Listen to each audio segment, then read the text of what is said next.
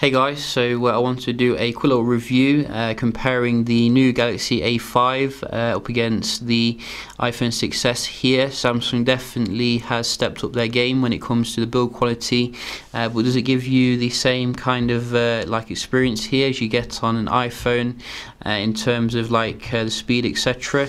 I've been using the device today as a daily driver. I wanted to report my findings about the device.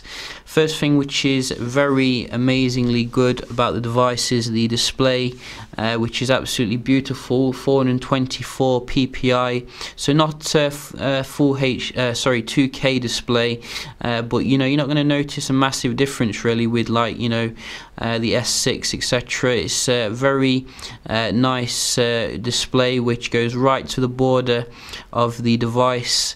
It is customizable as well, you know, if you don't like it too punchy, and also the actual build quality of the device is absolutely mind-blowingly good. When I was out and about with this, people were looking at it thinking, you know, what's that? It's absolutely divine when it comes to the build quality here. It is a little bit slippy, you know, because it was raining when I was out with it today, and I felt like it was dropping out of my pocket. But I did actually, I think that it held up quite well given the rain and hail that I was actually in. You know, it's kind of giving it an impromptu water test, and it's not had any issues so far, so that's pretty cool. The iPhone 6s obviously coming with 4.7 inches Retina display, 720p. Hopefully Apple will up that for the iPhone 7, should I say. You know, I think really when you are like looking at text, etc., it can look a little bit pixelated when you're looking in the overview mode, but the display nevertheless is very nice and gets the job done. And I think because of the smaller dimension here, it is probably a little bit easier to hold in the hand without it slipping out. The back feels a little bit less slippy as well, so that is pretty nice. You know, maybe Samsung could have kept the dimension at the same one as the old A5, and you know, that would be pretty good because they've already maximized the screen here. Nevertheless, other than that, in terms of the internal specifications, I think you're getting a mid-range package here with this device. I think it's probably a Snapdragon, I think Snapdragon 615 here. So it would have been nice if Samsung used the new Snapdragon 650, which apparently, you know, gives much better performance. But I have been using it today, as I said, as a daily driver, and generally I've not noticed too much in the way of issues yet. So I am going to be obviously doing a dedicated speed and camera tests with this device and some other devices to see how it handles, you know, the hardware, and also I think you're getting 2 gigs of RAM for the multitasking. That compares with the Apple A9, which is beast, and 2 gigs of RAM. Hopefully Apple will, you know, probably up the RAM for the next iPhone, or maybe like the iPhone 9 or something. You know, they are quite slow there, but at the end of the day, you know, the software is very optimized, and I've been checking out the software here on the A5 here, and we do have, it seems, a full kind of TouchWiz like interface here. So if we just go back to here, you can see we do have the awesome multitasking here, which you won't find on the Galaxy S5 Neo and some other handsets. So I'm glad that these high-end kind of features are filtered down to the A5 here.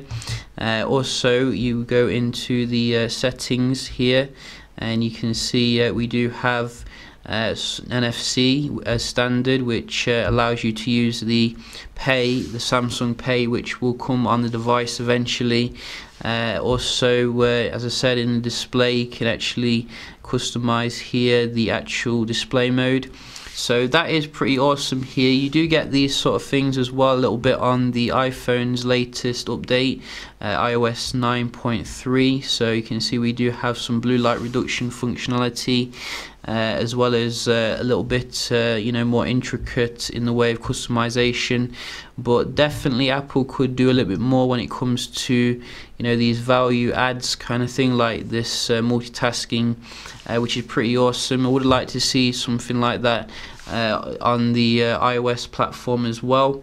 Other cool things that I have found out about the A5, it supports a micro SD, which is pretty awesome.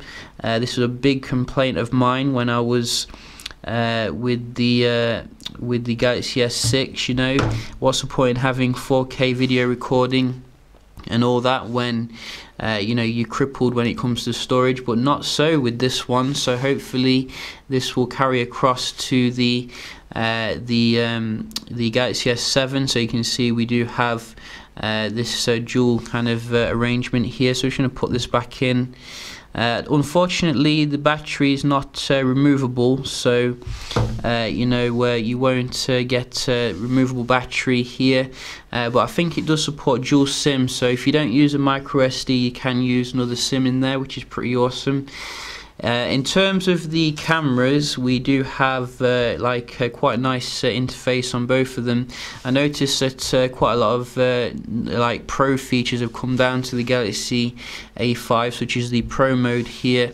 So you can really make most of the 13 megapixel shooter on the device. You can see we do have as well the ability to film in full HD, not 4K, HDR mode, night modes, etc. So that is pretty awesome. Obviously on the iPhone, however, we do get the 4K video recording, which is very nice, slow mode, time lapse, etc. So some nice stuff on there, as well as the live photos functionality, which captures a little bit more information on the shots, which is quite cool. The iPhone obviously coming with 3D touch as well, which is rumoured to be coming onto the Galaxy S7. Samsung copying that feature there.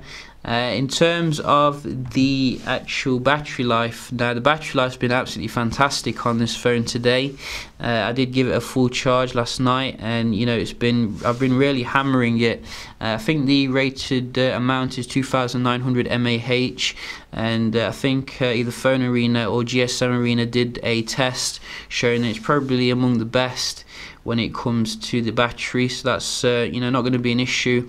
You do have the adaptive fast charging ability as well, to get the battery back up to full very quickly. Would like to see that in the next iPhone here, I think.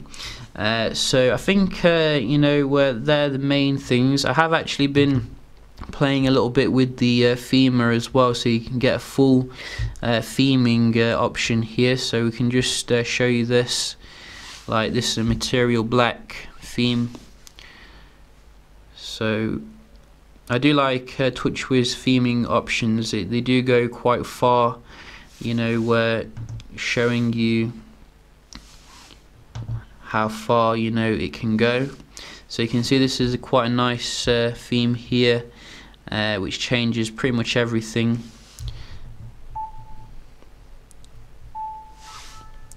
So that is pretty nice. I do notice with the A5, however, they have taken away some things, like if we just go into the settings here and then go into the lock screen, you do get a fingerprint sensor, by the way, so you're alright with that.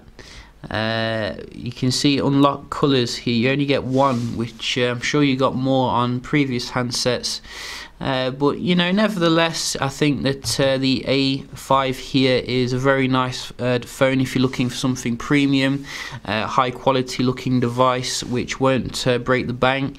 Yes, it is a little bit more expensive than the previous one, but I think that there are some cool improvements here which I am working through. So just put it back to the stock default theme. In terms of the iPhone, I think Apple definitely could improve the multitasking features, that would be pretty awesome, while keeping it very nice and refined. Samsung definitely needs to improve on the refinement when it comes to the multitasking, I think, but hopefully we'll see that on the Marshmallow update. So yeah, just a quick little review here, comparison between the new Galaxy A5 2016. I will be doing some speed and camera tests very shortly, so do stay tuned for that. Hope you enjoyed the video, and I'll see you in the next one. Cheers.